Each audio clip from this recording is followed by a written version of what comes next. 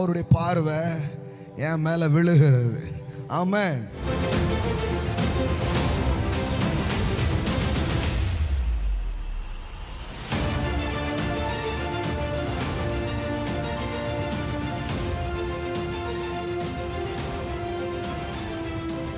அவள் மிகவும் வருத்தப்பட்டு, அநேக வைத்தியர்களால் மிகவும் வருத்தப்பட்டு, பாருங்க அவளுடைய நோய் அவளை வருத்தப்படுத்தினது. அதாவது அவளுக்கு இருந்த பிரச்சனை ஒரு வருத்தம். இதில் என்னன்னா அந்த பிரச்சனைக்காக தீர்வை தேடி போனால் இன்னும் வருத்தம். எப்படி இருக்குது பாருங்க. அநேக வைத்தியர்களால் மிகவும் வருத்தப்பட்டு, மருத்துவர்களால் சுகமாகணும், ஆனால் என்ன போட்டிருக்குது, and had endured much suffering at the hand of many physicians. She had spent all that she had and was not helped at all. But instant had became worse. இன்னும் ஒஸ்டா மாறுது. போக போக சிறப்படையும் பார்த்தா போக போக இன்னும் என்ன பண்ணுது, காரியங்கள் ஒஸ்டா மாறிட்டே போகுது. இதுதான் அவளுடைய சிச்சுவேஷன்ஸ், இதுதான் அவளுடைய சூழ்நிலை.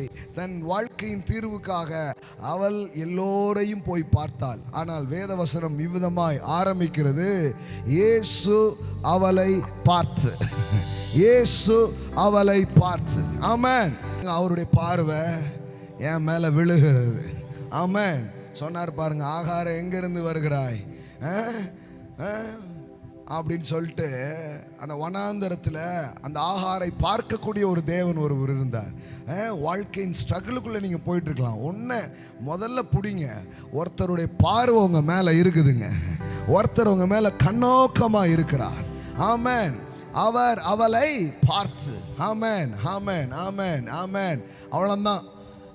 அவர் பார்வை பட்டாலே ஆமென்.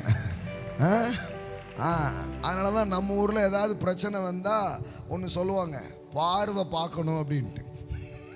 ஹலோ, கேள்விப்பட்டிருக்கீங்களா? என்ன பண்ணணும்?